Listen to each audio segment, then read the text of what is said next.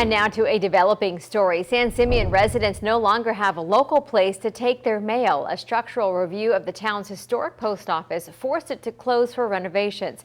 KSBY News reporter Asia Gore stopped by the local stores there and talked to residents. She has details about the closure's impact.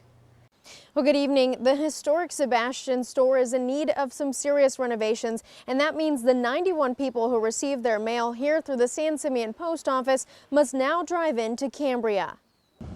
This building was originally constructed in 1852, back when San Simeon was a whaling port. For more than 150 years, San Simeon residents have visited the historic Sebastian store. There's a long history of San Simeon residents receiving their mail right here in this location.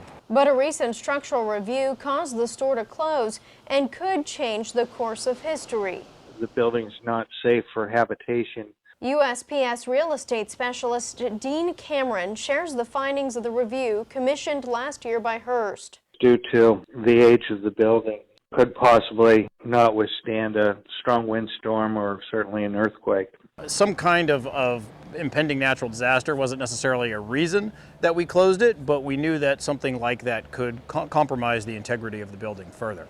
Hearst Ag Operations Director Ben Higgins says the Sebastian store, which also features a wine tasting room and dining space, was built on piers with no foundation.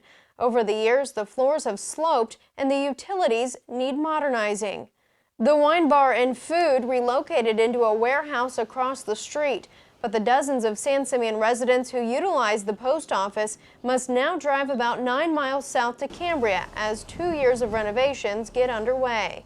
Our preference would be to not stand still for that length of time. It's a historic building, it's a well-known building, it's an often photographed building. We want to rebuild Sebastian's essentially exactly as it is today, but completely modernize the utilities, update the interior of the building to make sure that people who visit here, that they have an even better experience than they did in the past.